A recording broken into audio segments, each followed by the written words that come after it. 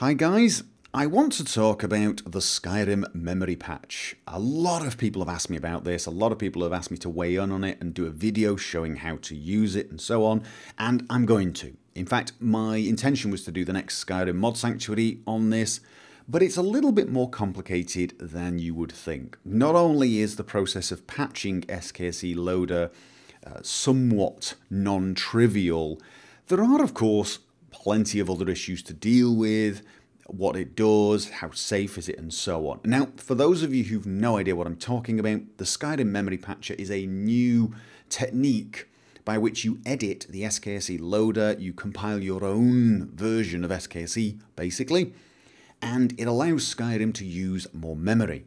And it's supposed to make the game more stable. You get less freezes, less crashes, less infinite loads, and so on. And you can push your game with more mods. You can do things like push U-grids. One person was even saying they managed to run U-grids to load 19 completely stable. Before you go off and try that, you should be warned every time you push your U-grids to load beyond the default 5, even if you get it stable, you are probably going to encounter some problems with the Papyrus scripting engine. You are possibly going to notice some quests doing funny things, and you may find some of your scripted mods behaving strangely or less effectively. If you push it to 19, my guess is some of the scripted mods will just simply fail or be so slow as to be useless. So to take that into account before you start pushing these values. U-grids to load 19 or 15 or anything like that. I mean, it will make the game look incredible, but it's going to come with a trade-off. I guarantee it will come with a trade-off. Even pushing it to 7's probably going to have the odd small issue. So take that into account. But in general, the feeling I'm getting from everyone is this is a positive thing. I ran it by some of the SKSE team, and this is completely unofficial, off the record. Generally, from what they could see, it looked pretty safe, and it looked like it would actually help. They've looked at it and said, yeah, no, it seems like a good idea. And I also know some people have asked Boris, the ENB author, to have a look at it and perhaps see if he could weigh in on it, perhaps even add it to ENB, that type of thing, and so on. So there are a lot of people looking at this, and, you know, I'm going to keep looking at this. I'm going to keep trying to find out if there's any more information, if anyone's, for example, if there's anyone out there who's had bad experiences doing this, find out what those were before I, you know, push a video out. I really would like that kind of information. Now, the process itself, as I said, it's non-trivial. It will require the installation of some programming tools if you're not a programmer, and you will have to do some minor programming. For a programmer, it's trivial stuff. For a non-programmer, it could seem a little intimidating. Now, some people are probably already typing down below, oh, you could just download one of the pre-compiled versions of it and use that instead.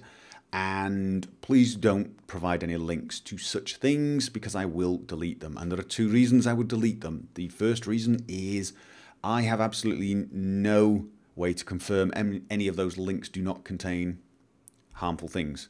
It is a very risky endeavor to start using DLLs from unknown sources.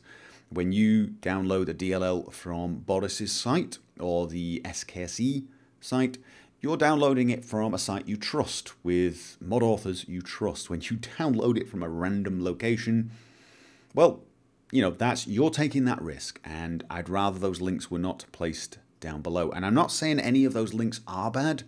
I'm just saying the practice of that is somewhat risky. The second reason is it's not allowed. SKSE, if you read the documentation, you are not allowed to ship the DLLs. You are not allowed to edit the DLLs and ship those either. It's against the rules. It's why you won't find a copy of this on the Nexus site. Anyone doing this will probably get banned from most of the reputable modding sites. So there you go. Now, that might change if the SKSE team, or perhaps if Boris decides to incorporate it into the ENB DLLs. But if the SKSE team look at it and say, you know what, I think we can incorporate that, or they make some official exception, But they need to do that. So anyone who wants to upload those type of files needs to contact the SKSE team and convince them that it's okay that they release their file, they can be trusted, and so on. So, I mean, if that happens, that will obviously make the process a lot easier. Anyway, I will try to keep you guys informed, and hopefully, if everything seems to be okay, I will release a Skyrim Mod Sanctuary in about a week's time, where I cover this, I show you how to create the DLL, how to install it and check that it's working, and so on, and hopefully see if we can push the mod limit a little. And I'm probably going to push the UGrids to load just to see how stable it is, although again, I'm probably not going to play with those settings purely because of the aforementioned issues. Anyway, a very exciting development, really. I mean, this could make a huge difference to the number of mods and the settings you use whilst playing Skyrim, which is great news.